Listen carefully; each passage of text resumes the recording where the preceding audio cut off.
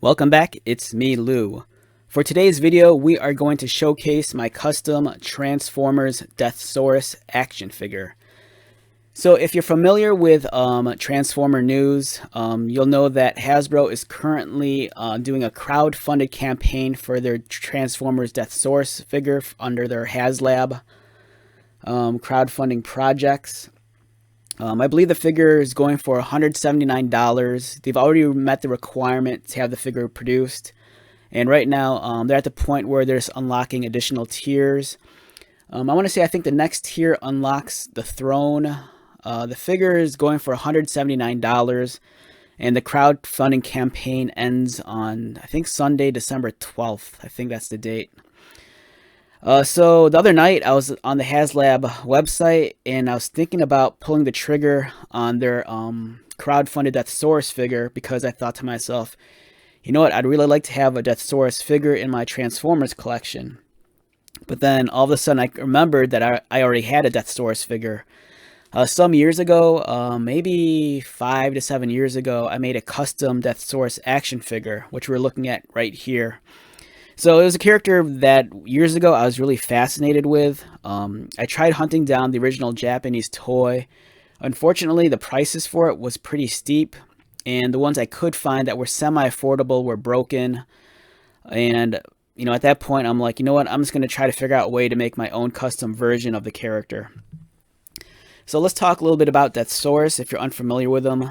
Alright, so I'm going off memory, so if I make any errors, just feel free to correct me in the comments down below. So if memory serves me right, Deathsaurus, or Deszaras, as he's known in Japan, I might have my pronunciation wrong, was a character from Transformers Victory, which I don't think ever saw the light of day in the United States.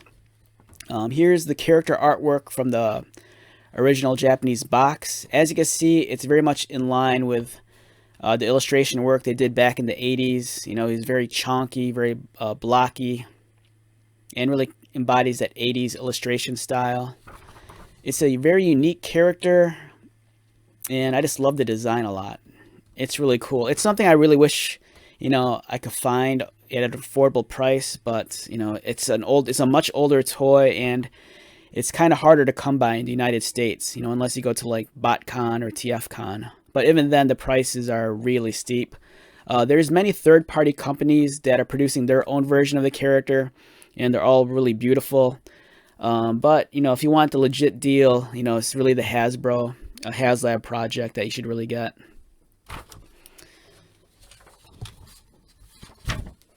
Over here, we have the actual Japanese toy. This is what it looked like.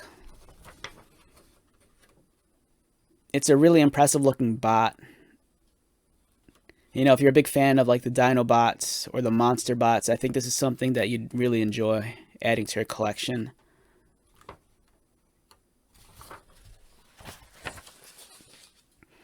Here is a brief biography on the character as found on one of the Transformer wiki pages. Here's the address right here if you want to look it up yourself. So Deathsaurus is a savage and cruel dictator, yet he's oddly fond of humans.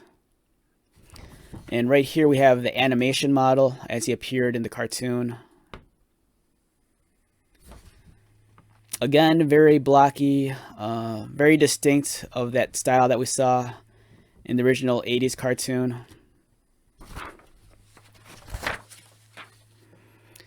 And here's a photo of the current Hasbro HasLab crowdfunded project. Here's the Hasbro Deathsaurus. I believe it stands in at about 11 inches tall. Really impressive looking action figure. So as much as I dig this figure a lot, my issue with the crowdfunded stuff is that I'm very impulsive. For me to drop, almost $200 down on a figure and just wait a year, I don't have the patience for that.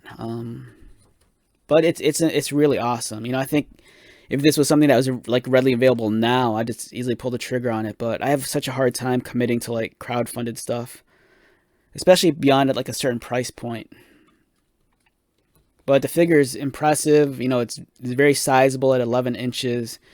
And with some of the unlocked tiers, you're just getting a lot of extra bonuses. So this is, it's a great figure. Don't get me wrong. So my love affair with the character Deathsaurus kind of began with the IDW comic books. This is how he appeared as illustrated by artist Alex Milne. He took some liberties in his design, but for the most part, I think it's amazing. It kind of captures, somewhat of the classic aesthetic, but it's really mixed in with almost kind of like a Gundam sort of looking vibe. And there's been some third-party companies that have tried to recreate this in action figure form. Awesome character. I loved him in the comic books. Really, really cool. So this is the action figure that I used for the base body to create this custom on my right. It was from the Transformers Cybertron line, Robots in Disguise. If you're familiar with it, it's Primus Unleashed. They had the keys. This was Cryo Scourge, and I came across this figure used years ago for I think maybe like $15. And then when I bought it, I knew I wanted to use it for Deathsaurus. So I think the only thing my figure is missing is the Cybertron key right there. I don't have the key. Here's the back of the box. So here's his different modes. There's his robot mode and his alt mode.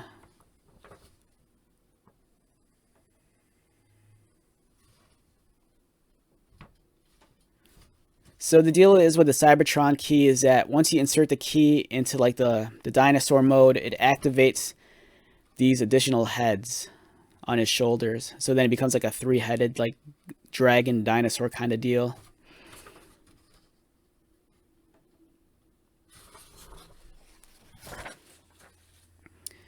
And this is the original robot mode in its stock form prior to it being repainted. As you can see, I repainted some elements. It wasn't like a complete overhaul. It was just enough repainting just so that the color scheme would kind of somewhat vaguely match the original toy.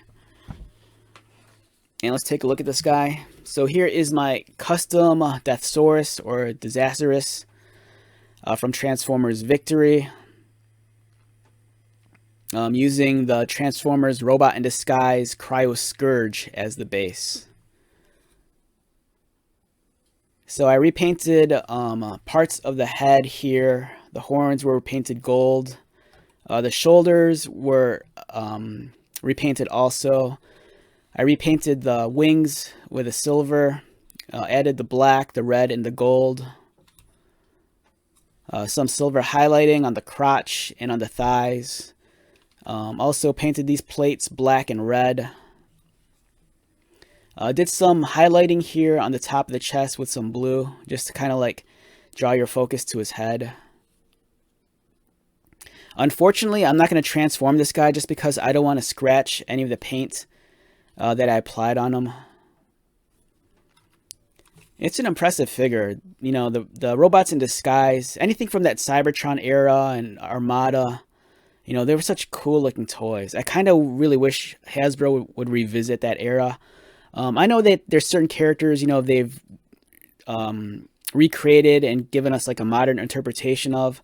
But there was just something about these older toys that were so much larger, heftier, with simpler transformations that I think is just really appealing. Like, this is a pretty sizable figure also. This guy comes in at about 11 inches from the bottom of his feet to the top of his wings. And it's pretty hefty, nice solid figure. Here's a look from him at the back. Here's his battle axe, and I repainted the blade silver also. Originally the blade was a clear plastic, much like the toes here. The figure is semi-articulated. The head doesn't rotate, but it does kind of point up and down like this. The additional dragon heads, the jaws are articulated, so you can open and close the jaws. And the necks are posable also, slightly. You can kind of adjust the angle. The shoulders, the arms can rotate, and you can hear the ratchets. And then they can also fold outward like this. There's articulation at the arms. They can swivel. And then the elbows could bend. Again, they're ratcheted. There's some articulation in the wrists. The wrists could kind of bend in and out. The legs are articulated as well. They could go up, and they have knee articulation, and then they also have ankle articulation right there. And for it being a surprisingly top-heavy figure, it can actually stand pretty well, because on the bottom of the feet, where the rear toe is, here's the dinosaur foot. You can lift the heel up, and it gives you more surface area for the foot. And this guy, he stands surprisingly pretty well on the shelf. You know, there's not a whole lot of worry about him tipping over. Overall, it's a really cool figure. It really goes, goes back to a very specific period of Transformer toy history. As much as I love the live action movies, I kind of feel like, over the last, 15 years, it's kind of pushed the toys in a very different direction, which I don't think is a bad thing. I think it's good. There's a generation of fans that really grew up with the live action films. There's still the fans that grew up with like G1. And then there's also the fans, that are being recognized for jumping in on like, Beast Wars and Beast Machines, especially with the new upcoming live action movie, as they incorporate, like the Predacons and Optimus Primal. But I always kind of felt like, this specific era of Transformers has kind of gone neglected. The Cybertron era, the Armada era. Occasionally Hasbro will revisit some of the characters. But for me, I just kind of miss, this style of toy. It's very different than what we get nowadays. But it's an excellent piece. If you can find this guy loose on the secondary market for a reasonable price, I'd say pull the trigger on it. It's a great figure. And if you want, you could be like me and just, repaint him so he looks like Deathsaurus. There's not a whole lot to change. Just add some gold pieces, some red, and then you can easily convert the character from Scourge to Deathsaurus easily. Alright, so let's wrap this one up. Once again, my name is Lou. If you're new to my channel, welcome. If you are a returning viewer, subscriber, thank you so much for your continued support. I greatly appreciate it. So until the next video, be safe, take care of yourself, buy lots of toys, and most importantly, be happy. And I will see you at the next one. Alright, later.